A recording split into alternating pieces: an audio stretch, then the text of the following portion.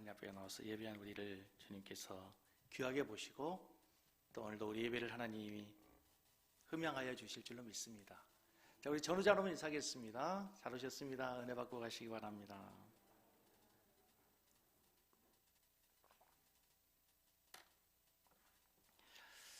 우리가 지난주 말씀이 행복한 신앙생활을 위해서 좋은 관계를 맺어야 된다 그랬습니다. 교회에서 먼저 좋은 관계는 지도자와 성도와의 관계가 좋아야 됩니다. 지도자와 좋은 관계를 맺어야 되는 이유는 그래야 말씀의 은혜가 되기 때문에 그렇습니다. 하나님 세우신 질서가 세워져야 교회가 건강하기 때문에. 두 번째, 성도와 성도의 관계가 좋아야 된다 그랬습니다. 하나님의 사랑의 공동체로 맺어진 교회는 세상과 다릅니다. 세상과 다른 공동체입니다.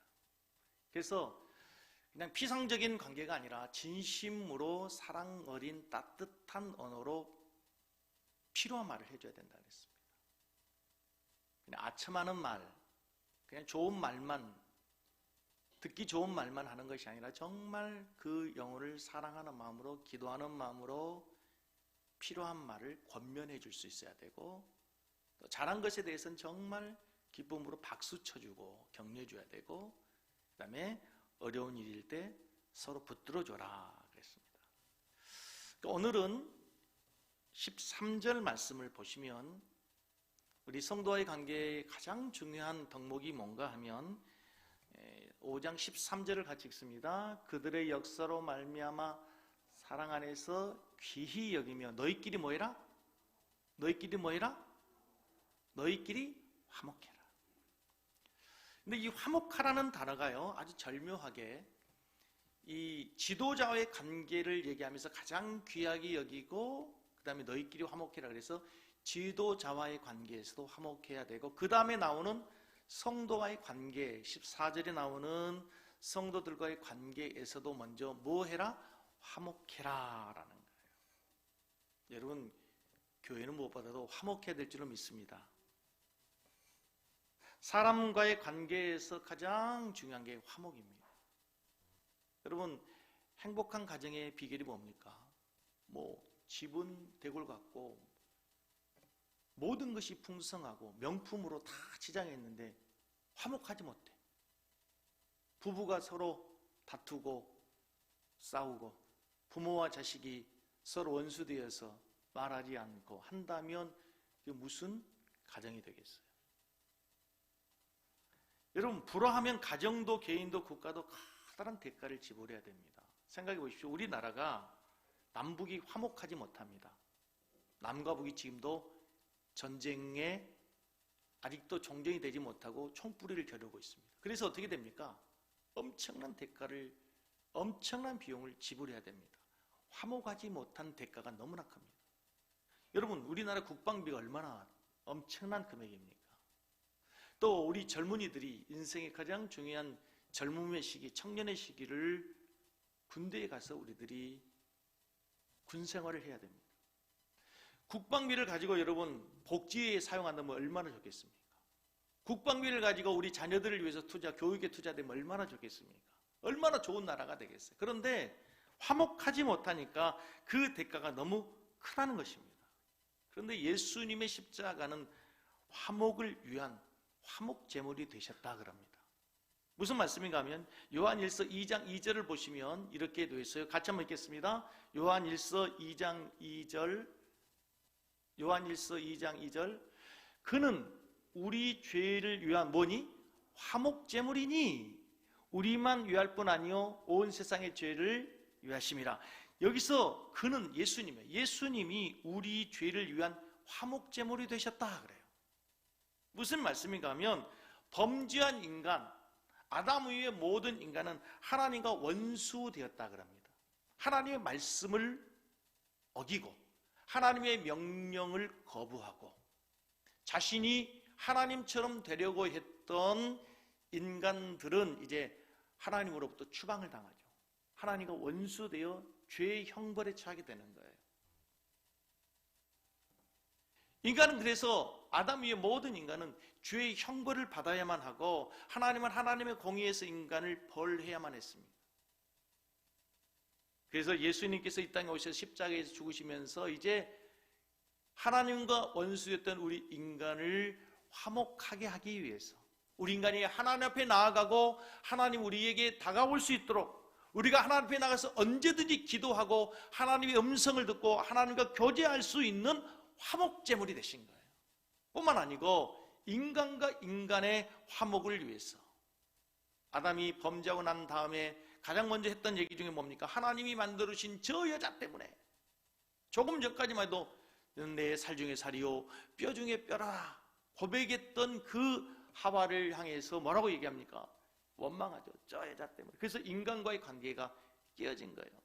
인간과의 관계에 불화가 온 것입니다. 그래서 예수님이 십자가에 죽으심으로 이제 벌어진 인간관계, 깨어진 인간관계를 회복하기 위해서, 화목시키기 위해서 예수님이 십자가에서 죽으신 거예요. 그러므로 십자가의 정신은 철저한 화목이에요. 서로 이해하고 용납하는 가운데 하나 되는 공동체가 바로 교회가 되어야 되고, 화목하는 교회가 우리 섬기는 교회 되기를 간절히 원합니다. 좀 초대교회를 보십시오.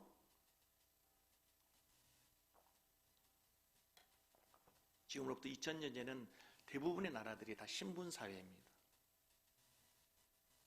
우리 초대교회를 보면 당시 유대인들은 철저한 선민의식이 있었습니다.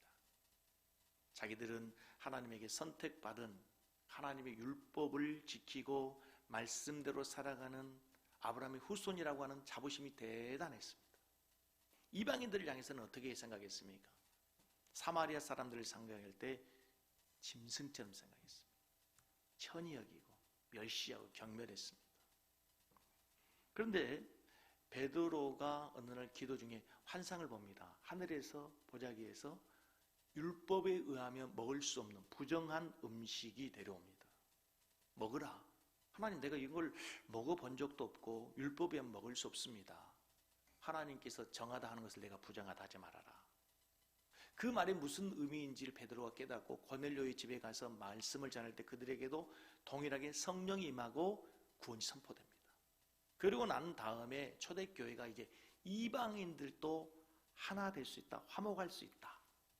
이방인들도 우리가 동일한 성령을 받고 이방인들도 동일한 하나님의 자녀가 될 수 있다는 것을 사도행전 15장에서 사도 바울이 선포합니다. 이방인과 화목하게 된 거예요.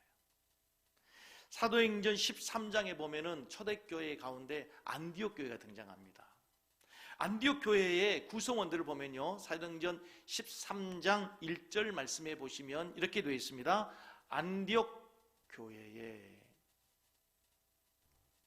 딱 이게 박자가 맞아야 되는데, 자 1절 보겠습니다. 안디옥 교회에 선지자들과 교사들이 있으니 곧 바나바와 니게데라는 누구? 시몬과 구레네 사람 누구? 루기고와 분봉왕 헤롯의 젖동생 마나엔과 및 사울이라. 여기 보시면 다양한 신분의 사람이 있어요. 첫째 누가 있어요? 선지자들이 있습니다. 하나님의 특별하게 택함을 받은 선지자, 교사들이 있습니다.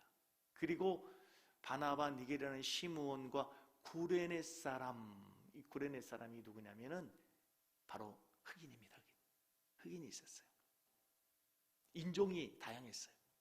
신분이 다양했어요. 그리고 루기오와 분봉왕 헤롯의 젖동생이니까 왕족이 있었어요.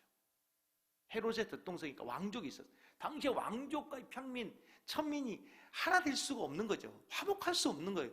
근데 안디옥 교회는 왕과 흑인, 선지자들과 흑인이 있었어요. 그리고 사울은 어떤 사람입니까? 사울은 바리새인 중에 바리새인, 자기들은 구별하다, 선민이다, 율법을 철저히 지키는 구별된 백성이라고 철저하게 이방인들을 멸시하며 살았던 사울이 함께한 교회가 안디옥 교회인 거예요. 그리하여 그 교회가 비로소 화목하여 교회 공동체를 이루어갈 때에 비로소 그리스도인이라고 하는 칭찬을 듣게 되는 거예요. 세상의 사람으로 와, 저들은 우리와 달라, 야, 저들은 정말 그리스도인이야, 참된 크리스찬들이야 라고 칭찬을 듣게 돼요. 그리고 무엇보다도 그 교회 가운데 하나님의 성령이 임해요.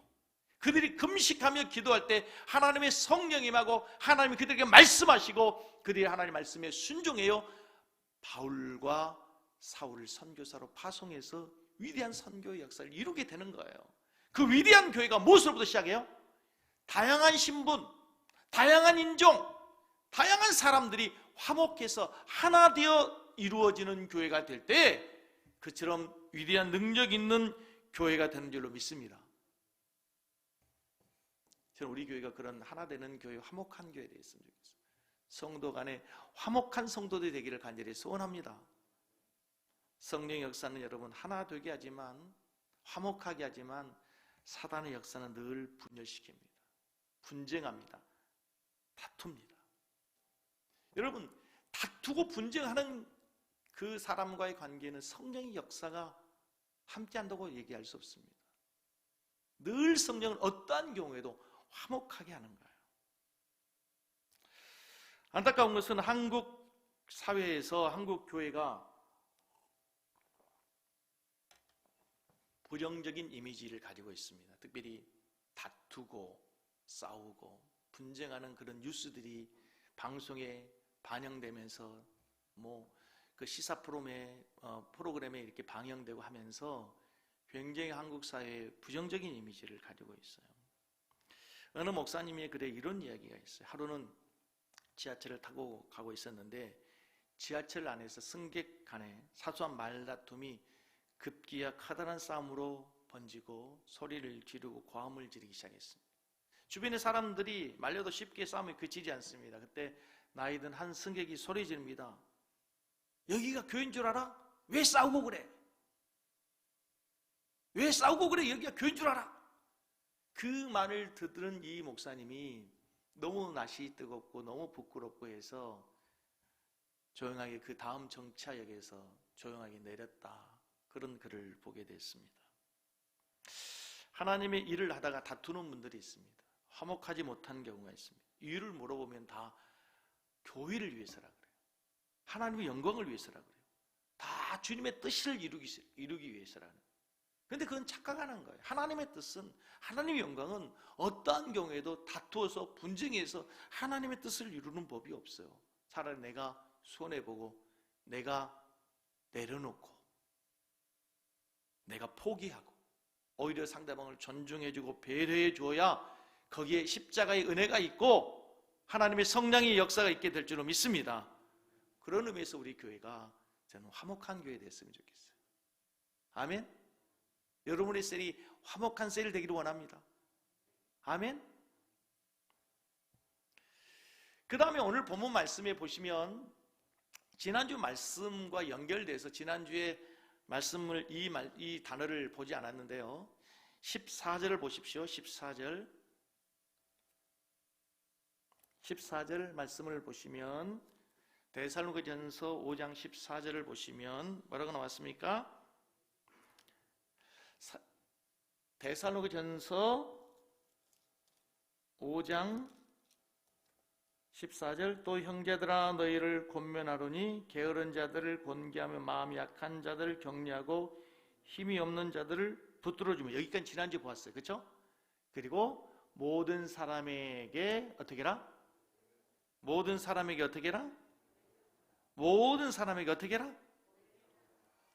오늘 바울 사도께서 성도 간의 관계에서 중요하게 강조하는 게 뭐냐면 모든 사람에게 오래 참아주라. 한번 따라서 하겠습니다. 사랑은 오래 참습니다. 오래 참음, 이것이 사랑의 첫 출발인 걸 아세요? 그리고 사랑의 마지막이 참아주는 거예요.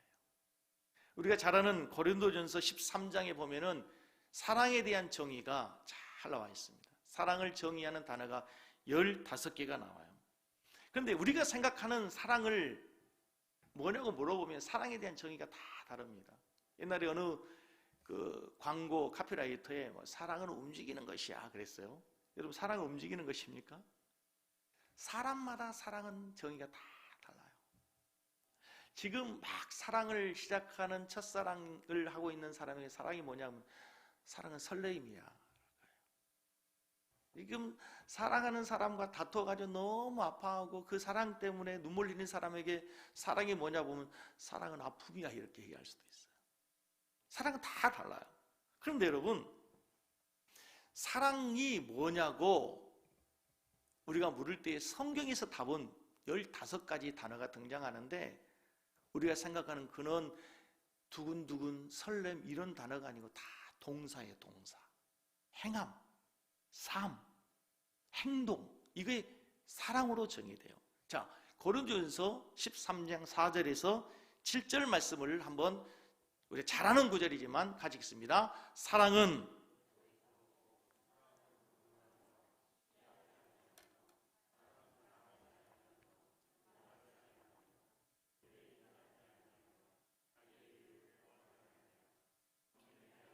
악한 것을 생각하지 아니하며 불의를 기뻐하지 아니하며 진리와 함께 기뻐하고 모든 것을 참으며 모든 것을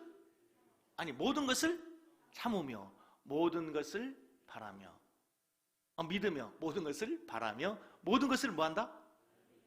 모든 것을 뭐한다고요? 여러분, 아주 놀라운 것은요, 사랑을 정의할 때 참는다, 견딘다는 단어가 3번 나와요. 첫 번째, 사랑이 뭘로 시작해요? 오래 참음으로 시작하죠. 그러고 난 다음에 오래 참는 것을 지나서 맨 마지막 7절에 보면 이제 모든 것을 참아요.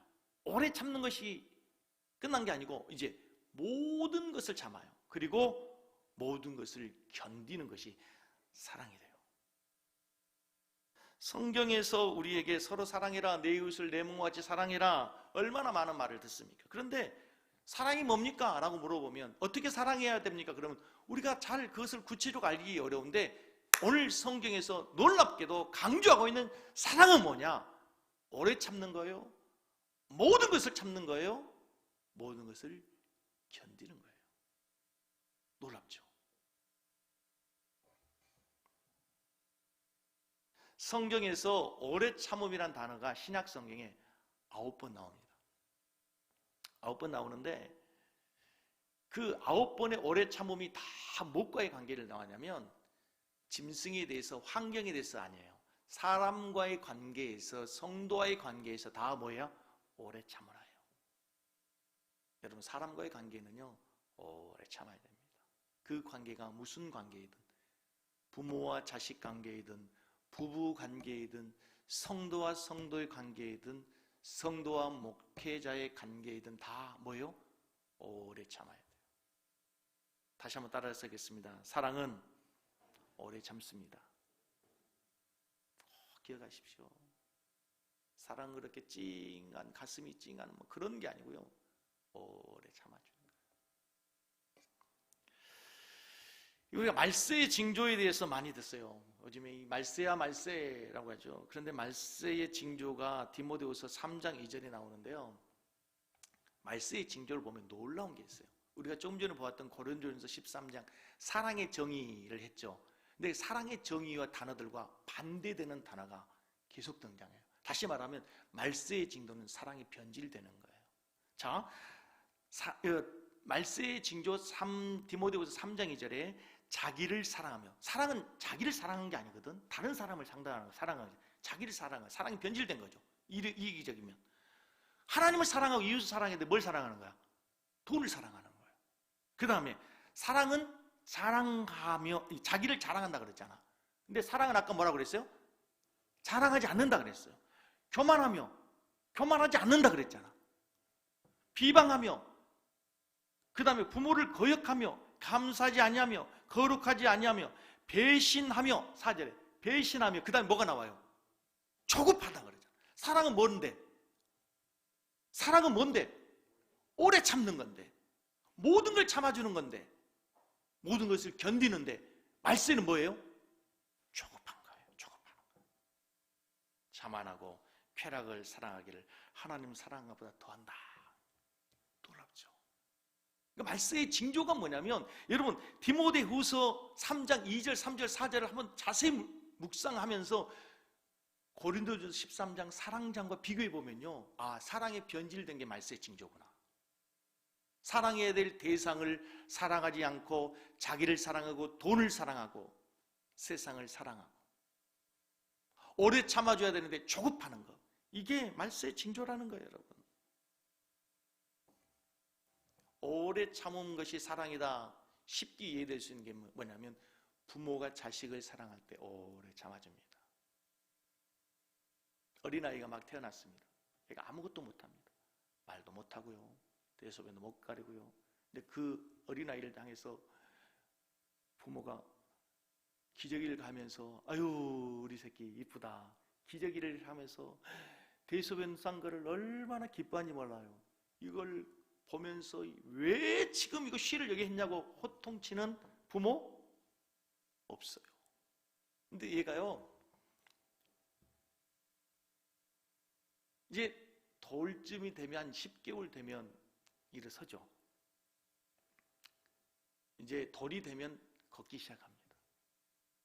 2돌 지나고 3돌 지나면 얘가 이제 말을 해요. 그리고 기저귀를 뗍니다. 더 커서 청년 되면요, 청소년 되면요, 이제 부모의 마음을 조금 이해해서 때로는 편지도 쓰고 뭐 생일날 뭐 선물도 주려고 애를 쓰고 해요. 청년 되면 효도합니다. 근데 더 기다려서 이 아이가 커서 엄마가 되잖아요. 그러면 엄마를 이해하게 됩니다. 자기 애가 고열로 시달리면서 잠을 못 자고 칭얼거리며 밤새도록 울 때 그 아이를 안고 그 아이와 함께 울면서 우리 엄마가 나를 키울 때 이렇게 힘드셨겠구나, 우리 엄마가 이렇게 나를 힘들게 키웠구나, 엄마의 마음을 이해하죠. 오래 참아주고 오래 기다려주면 엄마를 이해하는 때가 와요. 부모가 자식을 기다려주는 것처럼 교회에서도 기다려줘야 돼요. 오래 참아줘야 돼요.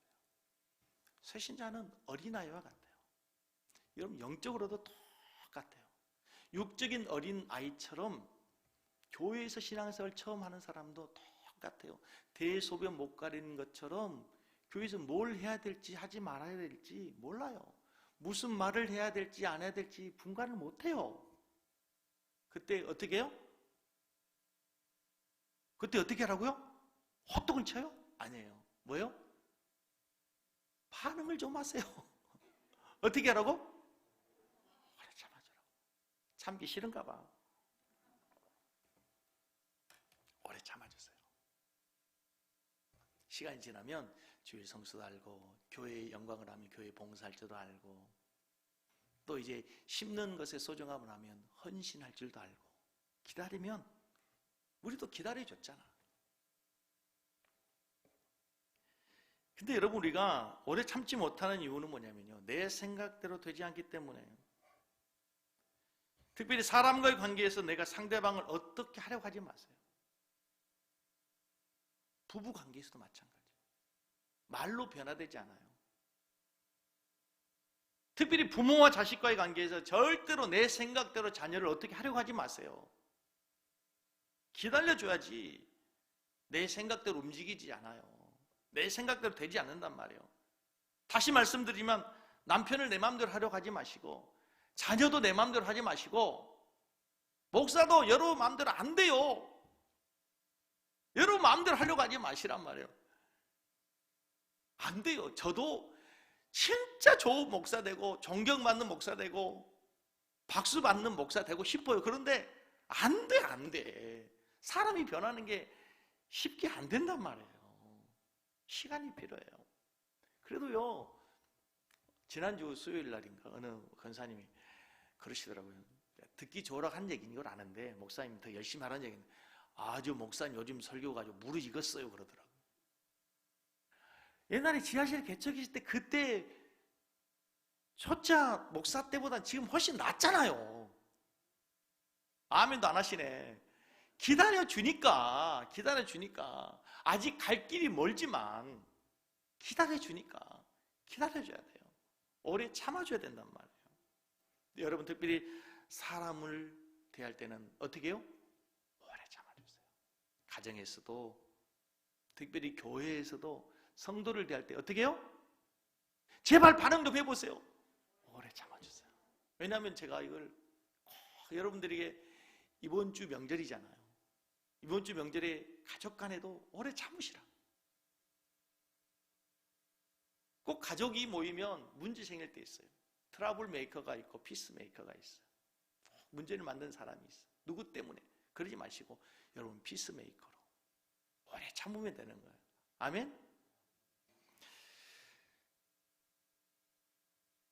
여러분 잘 아는 정근모 박사 여러분 이야기 잘 아시죠? 이분은 어려서부터 주로 수석만 했어요. 천재라는 소리를 들었어요. 경기중학교, 경기고등학교를 수석 입학했어요. 경기고등학교와 옛날에 몇십 년 전에는 어떤 학교인지 우리가 너무 다 잘 알잖아요. 거기를 들어가면 거의 서울대학교를 들어갔다고 생각할 정도로 최고의 명문학교였어요. 고등학교도 딱 4개월 다니고 검정고시로 수석 합격한 후에 서울대학교 차석 입학했어요. 학부 졸업 후 서울대학원도 수석으로 입학하게 됐어요. 미국 유학 가서도 미시간 주립대학 유학생들 중에서 수석으로 입학해요. 머리가 얼마나 뛰어나든지 석사 과정을 거치지 않고 2년 6개월 만에 박사 학위를 받았어요.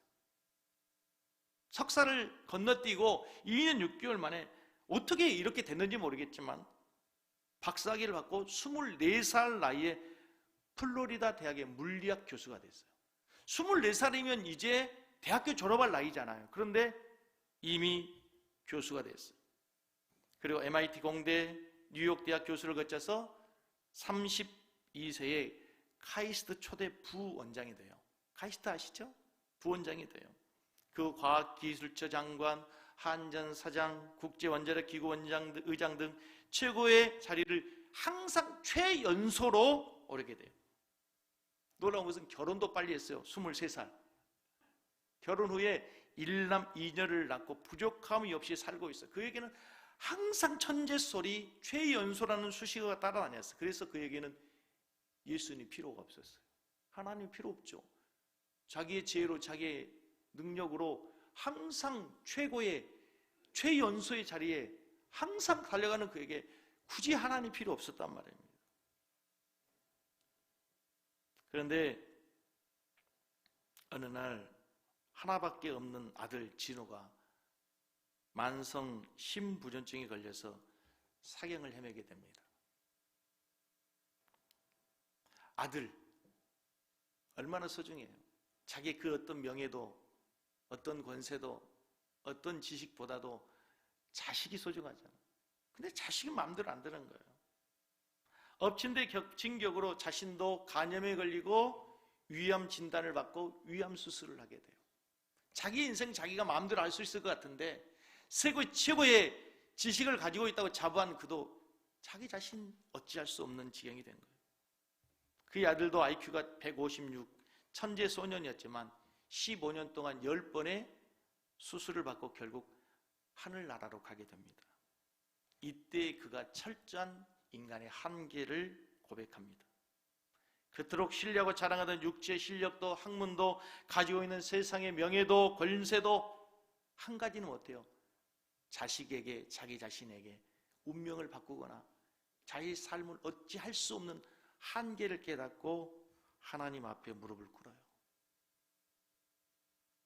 나도 나 자신을 어떻게 하지 못하잖아. 무슨 말인가 하면 우리 자신은 나의 장점과 단점을 누가 얘기하지 않아도 너무 잘합니다. 아시죠? 여러분의 장점 아시죠? 여러분의 단점 알아요. 고쳐야 될 것 알고 잘하는 것 다 알아요. 그런데 그게 마음대로 안 돼요.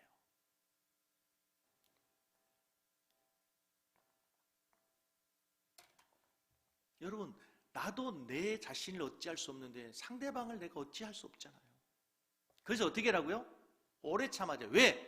하나님이 오래 참으시니까. 할렐루야. 왜 오래 참으셔야 돼? 하나님이 나에 대해서 오래 참아주시고 하나님이 그 사람에 대해서 그 사람을 향하여 오래 참고 계시기 때문에. 그래서 오래 참으면 하나님의 성품이에요. 아담의 타락 이후 지금까지 하나님은 오래 참고 기다리세요. 우리가 죄악 가운데 그릇된 길을 갈 때도 하나님이 여전히 오래 참아주고 계신단 말이에요. 베드로후서 3장 9절에 이렇게 우리에게 말씀하고 계세요. 주의 약속은 어떤 이들이 더디다고 생각하는 것 같이 더딘 것이 아니라 오직 주께서는 너를 대하여 어떻게? 오직 주께서는 너희를 대하여 어떻게? 오래 참으사 아무도 멸망하지 아니하고 다 회개하기에 이르기를 원하시느니라. 하나님이 우리를 대하시는 하나님의 태도, 하나님의 방법이 뭐예요? 우리를 오래 참아주시는 거예요. 여러분, 우리의 성격 같았으면 이미 이 세상에 12번 홍수로, 노아 홍수로 멸망하고 소돔과 고모라에 내렸던 유황불로 12번 더 심판했을 거예요. 우리 성질 같으면, 우리 기분 같으면. 그러나 하나님은 지금까지 어떻게 해요? 오래 참으시는 거예요. 우리가 죄악 가운데 범죄하고 그릇된 길을 갈 때에도 돌아오기를 기다리시고 참아주시고, 하나님께서 지금도 우리를 참아주시고 기다려주시는 것처럼 여러분, 우리 교회에서, 여러분의 가정에서, 여러분의 직장에서 오래 참을 수 있기를 주의 이름으로 축복합니다. 성령 충만하다고 생각하면 여러분 어떤 사람을 떠올리십니까? 우리는 성령 충만하면 어떤 신비로운 능력을 갖고 있고 신비로운 은사를 행하는 것으로 생각할 수 있어요. 방언하고 귀신 쫓고 병 고치고 이런 것을 우리는 쉽게 성령 충만한 사람이라고 머리에 연상할 수 있습니다. 하지만 갈라디아서 5장 22절 말씀에 보면은 성령 충만한 사람은 어떤 사람인가? 오직 성령의 열매는 사랑과 희락과 화평과, 그 다음에 뭐가 있어요? 놀랍죠. 성령 충만한 사람의 특징, 성령 충만한 사람의 삶의 열매는 뭐가 나와요? 오래 참는 거예요. 오래 참는 거예요. 그래서 여러분, 성령 충만하다고 하는 결과는 뭐냐면 방언하고 귀신 쫓고 신비로운 능력을 행하는 것이 아니라 내가 참을 수 없는 그 상황에서도 오래 참는 거예요. 지난주 특별 새벽 기도에 많이 오셔서 기도해서 너무나 감사해요. 1월 첫 주부터 4주간 우리 성도님들 기도하는 모습 보고 참 너무 감사했어요. 고마웠어요. 이제 진짜 기도에서 여러분 성령 충만하셨습니까? 그렇다면 뭐 해야 돼요? 오래 참을 수 있어야 돼요. 아까도 말씀드렸던 것처럼 특별히 명절에 이제 시댁에 가서 오래 참으세요. 아셨어요? 어디 가서? 시댁에 가셔서 오래 참으세요. 참으시는 거예요. 사람이 마음대로 안 된다니까. 사도 바울이 자신이 사도된 하나님의 종인 증거와 표지가 뭔가 하면 고린도후서 12장 12절에 이렇게 고백해요. 사도의 표된 것은 내가 너희 가운데서 모든 참음과 표적과 기사와 능력을 행한 것이라. 다시 한번 읽겠습니다. 사도의 표가 된 것은 내가 너희 가운데서 모든 참음과 표적과 기사와 능력을 행한 것이다. 사도된 표시가 뭐냐? 하나님의 종인 증거가 뭐냐? 표적과 기사와 능력을 행한 것도 있지만 그보다 먼저 뭐가 있어요? 모든 참음이 있어요. 여러분이 섬기는 교회 성도된 표지가 뭐예요? 성경책 들고 교회 오는 것뿐만 아니고 이제 모든 것에 대해서 참는 거예요. 장로, 권사, 안수의 집사, 성도인 증거가 뭐냐면 이제 참으시는 거예요. 오죽 그 신앙의 길이 어려우면 십자가의 길이라고 했겠어요. 우리가 십자가의 길을 가는 것은 쉬운 일이 아니에요. 참고 인내하고 가다 보면 주님의 위로가 있고 주님의 뜻이 있고 주님이 그 가운데서 우리를 기다리고 우리를 인도해 가실 줄로 믿습니다. 그래서 기다리는 거예요. 참고 기다려야 되는 이유는 뭐냐면 그것이 주님의 뜻을 이루기 때문에 그래요. 자, 여러분 보십시오. 예수님이 이 땅에 오셔서 십자가를 지려고 할 때 로마의 병사들이 예수님을 체포하게 왔습니다. 곁에 베드로가 있습니다. 제자들이 있습니다. 제자로서 당연히 가만히 있을 수 없죠. 예수님이 잡히는데, 예수님이 지금 로마의 병사에게 잡히러 가는 순간 베드로가 칼을 빼어서 말고의 귀를 자릅니다. 그때 예수님이 뭐라고 하신가? 누가복음 22장 51절 말씀 같이 읽습니다.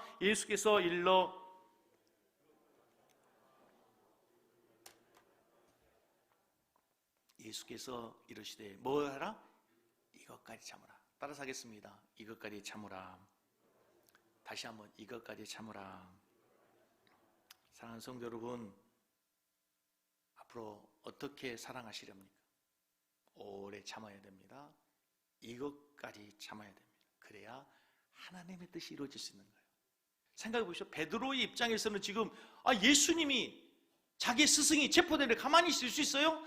당연히 제자로서 도리로서 뭔가를 해야 되겠죠. 그러나 주님 말씀은 아니야. 이것까지 참아야 인류의 구원이 이루어질 수 있어. 이것까지 참아야 하나님의 나라가 이루어질 수 있어. 그렇습니다, 여러분. 아무리 수치스럽고 아무리 고통스러운 고난일지라도 그것까지 참아내야 인간의 구원이 이루어지고 하나님의 나라가 임하고 하나님의 뜻이 이루어지게 될 줄로 믿습니다. 여러분이 적용해요. 여러분 앞에 도저히 참을 수 없는 고통이 있으세요? 여러분이 감당할 수 없는, 여러분의 마음에서 용납되지 않는 어려운 일이 있으세요? 그것이 수치스럽고 고통스럽고 힘들고 어려운 일이 있어요? 받아들이기 어려운 일일지라도 이것까지 참으세요. 그러다